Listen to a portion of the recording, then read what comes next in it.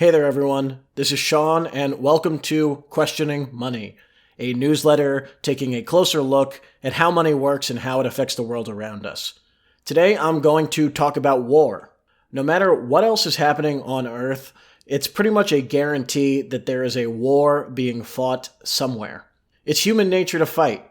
I'm going to take a look today at the role monetary systems play in war, and how the way that our system of money has developed has led us to a world where there is constant warfare. There are a million different reasons why wars start. What it always boils down to is the desire for power and control. The problem is that war is expensive, and it's always been expensive, even dating back to ancient times. In those earlier eras, governments and kings were limited in how they could raise money to fund wars. Really, there were only two options. They could collect a tax, a new tax, or the king could devalue the currency. When it comes to the scale of war, attempting to collect a tax to pay for that is really just not feasible. War is so expensive, especially when the war takes place over a long period of time, that there's just no way to pay for it with a tax. This also applies once a war has been won, but now a kingdom like Rome, which has conquered a bunch of new territory, now needs to pay for soldiers to maintain and keep that new territory under its control. It's expensive, too expensive to maintain for pretty much all societies in the long term. What they do instead is that they try to find a way to make the currency worth less. Back in the times of the Romans, the way that they would do this is by reducing the silver content in the coins that were owed. With the Romans, for example, the denarius was the dominant coin for the reign of the Roman Empire. When the denarius was first invented and minted, it was 100% silver, but the costs of running Rome became too expensive for the Roman government to pay for. By the 1st century AD, the denarius had become 90% silver. By the end of the 2nd century, it was 70% silver. At this point, the devaluation of the currency was already on an irreversible course, and by 300 AD, there was less than 5% silver in the coin. This directly led to the collapse of the Roman Empire. There's a separate lesson in here about how once a powerful nation resorts to devaluing its currency, its fate is already sealed, but I'll save that for a future newsletter. The largest reason for the Roman devaluation was because of the size and the scope of the Roman military. It just kept growing as the Romans conquered more and more territories, and it became impossible to pay for. In the modern era, governments do the same thing. They're just sneakier about it. Since the currencies are not backed by the purity of a precious metal, the way that they go about devaluing the currency is different. What they do instead is they just print more of the currency to fund the war. It's interesting and important to realize that this is the same thing as what the Romans did. When we print 30% more new dollars to fund a war, it's the same thing as when the Romans took a 100% silver coin and made it a 70% silver coin. It devalues the currency. The difference now is mostly psychological. When Americans see that we're in debt because we're funding a war, it doesn't feel like the value of the actual dollar has been decreased. $1 still looks like $1.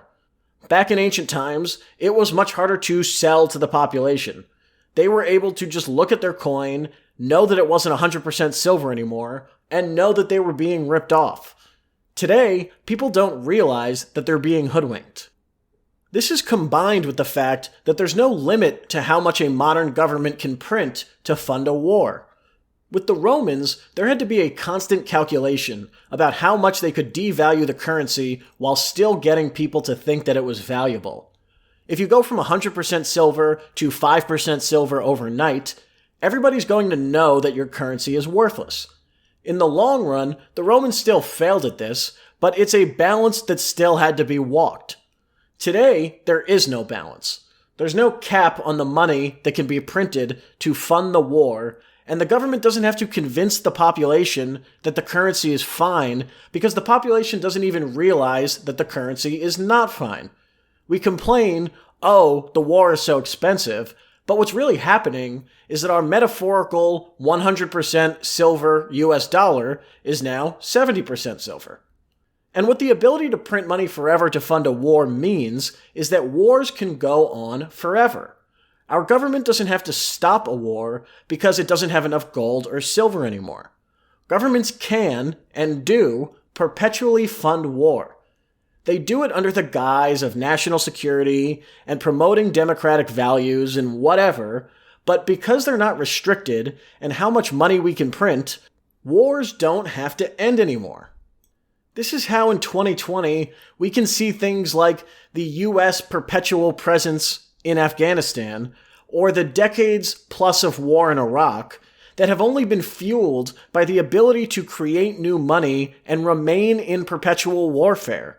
The only reason that war can happen forever now is because of how our system of money is set up. I will mention that there is a game theory element to this as well. While printing unlimited money for any reason, including starting a war, is harmful to the country in the long run, it is beneficial in the short term.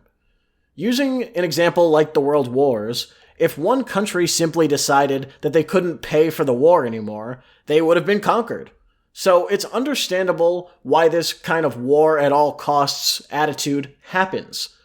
But I'm not so sure it's a good thing, especially the way it works in 2020, where the warfare is perpetual and over the top. Military spending is more than half of the US discretionary budget, and much of that has nothing to do with protecting Americans at home. Instead, the budget is used to station American soldiers across the globe, imposing the American will wherever the government decides is necessary, and this is only possible because of how our system of money works. It's not a coincidence that the century of global, perpetual, total warfare coincided perfectly with the century of modern central banking. And that is all for this issue of Questioning Money. Thank you all for listening. If you like the newsletter, please subscribe so you can get it sent directly to your email inbox every Monday. You can find me on Twitter @SeanCover, and I'll talk to everyone next week. Take care.